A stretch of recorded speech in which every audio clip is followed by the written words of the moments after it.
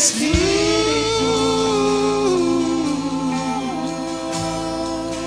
que desce como fogo, vem como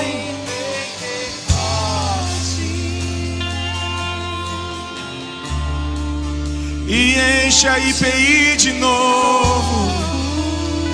Queremos sentir o calor do Espírito. Queremos sentir o calor do Espírito. Essa noite você vai sentir o calor do Espírito. É gostoso, é intenso, é profundo. Nos incentiva a amar Jesus. Essa tarde eu tive uma experiência gostosa lá no apartamento hoje, descansando. Tirei um momento para mim, para o Espírito Santo, meu amigo. Que delícia. Cheguei a cair no chão. É gostoso passar tempo com o papai, amém? Quantos querem sentir o calor do Espírito essa noite? Levanta a mão, dá um chu. Amém. Você pode tomar seu lugar. O meu tangedor vai ficar comigo. Amém, amados? Querem mesmo mergulhar essa noite? Aleluia. Essa tarde eu estava orando por esse momento hoje com vocês, e o Espírito Santo está me conduzindo para uma direção. Eu não quero perder essa direção, em nome de Jesus. Amados, quantos acreditam aqui em princípios espirituais? Quem concorda com os princípios espirituais? Levanta a mão para eu ver. Nós vivemos debaixo de princípios espirituais, amém? E uma vez eu estava buscando o Senhor, lendo a palavra, e eu sou um cara muito apaixonado pela Bíblia, eu gosto muito de ler, estudar. E um dia eu estava orando em cima de alguns textos, quando eu comecei a estudar Mateus capítulo 5, 6 e 7, quando Jesus fala da justiça do reino de Deus. E justiça no reino é uma forma de se movimentar conforme Deus. É como você se movimenta. E Jesus ele descreve exatamente uma pessoa que está dentro do reino de Deus em Mateus 5, 6 e 7. Então ele descreve os filhos do reino. E o que me chamou a atenção é que uma vez Jesus disse para Pedro: eu te darei as chaves do reino. Amém? E eu encontrei essas chaves do reino dentro desses capítulos quando eu comecei a estudar. E ali existem 3 chaves que são fundamentais para todo crente que quer viver no reino de Deus. São 3 chaves que ele apresenta. Primeiro ele fala quando você orar. Essa é uma chave. A oração ela é inegável na nossa vida.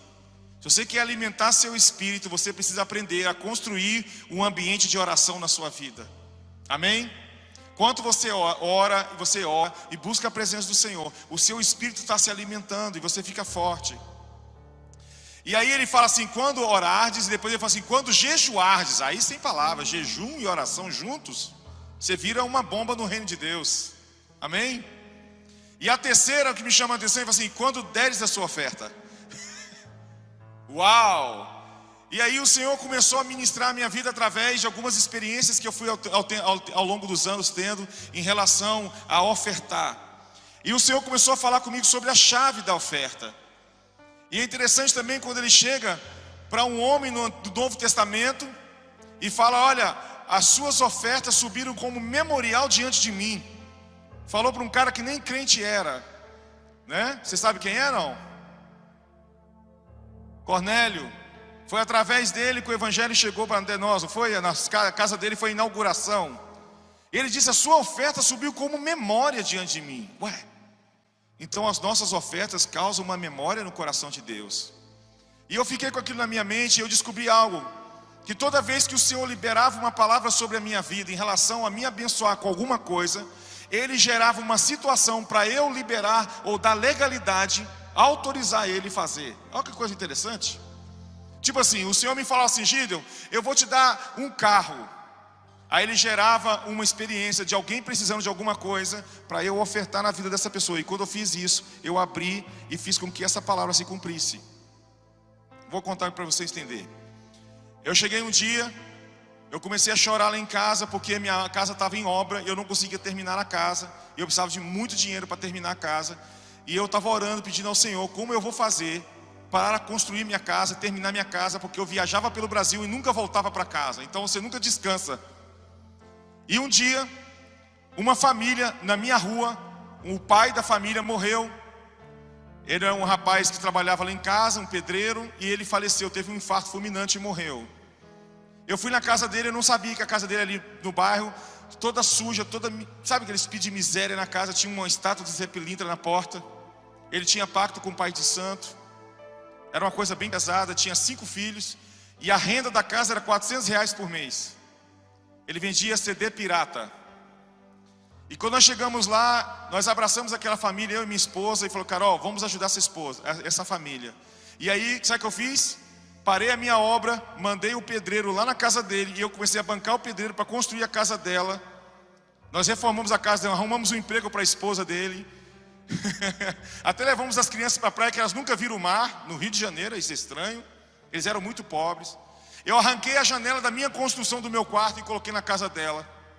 Arrumei amigos, empresários que compraram as coisas da casa. Começamos a arrumar a casa dela e construímos a casa dela. Tirei coisas da minha casa, levei para lá, e toda a oferta que eu recebia nas igrejas, a maior parte dela era para bancar a obra da casa dela, não a minha. Passaram um mês depois, um pastor que não sabia de nada disso, amigo meu, vai lá em casa, quase meia-noite, me chama dentro do carro dele e falou assim: Gideon, como é que você está, filho? Eu estou sentindo que você está muito cansado, você está viajando muito, eu estou vendo que você está muito cansado. Assim, pastor, o problema é que eu nunca volto para minha casa. Então, filho, Deus mandou vir aqui dizer para você e perguntar para você o que você precisa. Assim: pastor, eu preciso terminar minha casa.